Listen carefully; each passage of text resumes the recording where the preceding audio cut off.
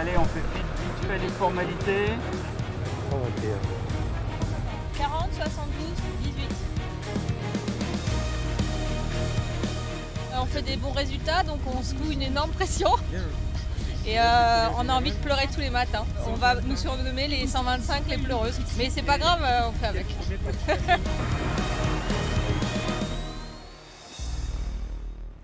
Après les dunes de l'étape 2, la troisième journée du rallye Aïcha des gazelles du Maroc se déroulait sur le plateau d'El-Mrayer.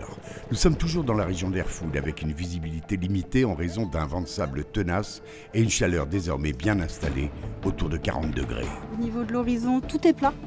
Enfin, il y a 0 repère et il y a plein de nuages. Il faut qu'on trouve des points de repère très précis pour pouvoir se situer et on n'arrive pas à les trouver.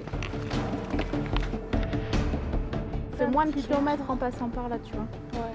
Parce que là, tu pars loin pour aller contourner. Regarde où elles sont les autres. Dans tous les cas, c'est sur notre chemin. On n'a pas de carte au 1 100 millième sur la zone où on est, donc c'est que à 1 250 millième. Et du coup, c'est beaucoup moins précis. C'est un peu la difficulté. Et puis prendre son cap avec toutes les herbes à chameau, donc on dévie sans arrêt. Donc aujourd'hui, c'est un peu compliqué, ouais. On a été plutôt forte, hein.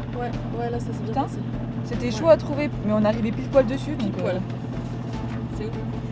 Ça fait plaisir.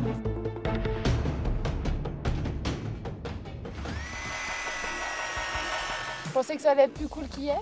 Hier, on n'a pas tanké une seule fois alors que c'était que du sable. Là, dans ça de sable, bah, on tanque.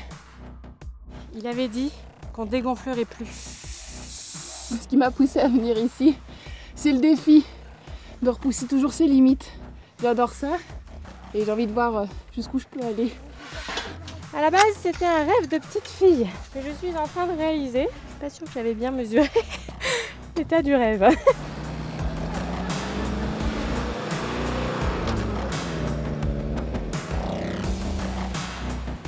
Ça fait du bien, mais pourvu qu'on continue maintenant.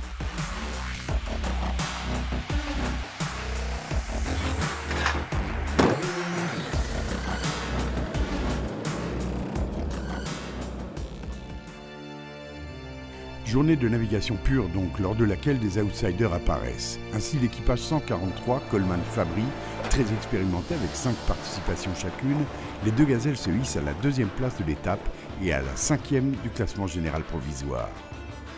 Rien de changé en quad SSV, la catégorie reste dominée par la paire Kraft-Baudouin-Guérard. En catégorie crossover, l'équipage marocain Elbid Adja prend la tête. Dans cette catégorie, les 3 équipages de tête se tiennent dans un mouchoir de poche avec 8 km seulement d'écart entre la première et la 3e. Dans la catégorie e-Gazelle Vinci Immobilier, la Renault Zoé de Faxel Abouhamda Favreau confirme sa première place malgré une nette contre-performance dans cette spéciale.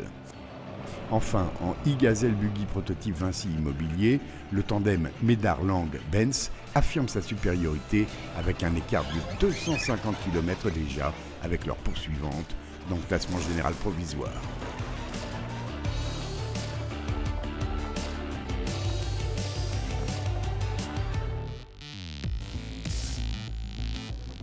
Au retour sur les bivouacs le soir, on fait les comptes. Les casses mécaniques ont déjà provoqué des abandons. Le plus marquant d'entre eux est celui de l'équipage 142, la Roussi Mouilly Anne-Marie Borg, pourtant sérieuse prétendante à la victoire.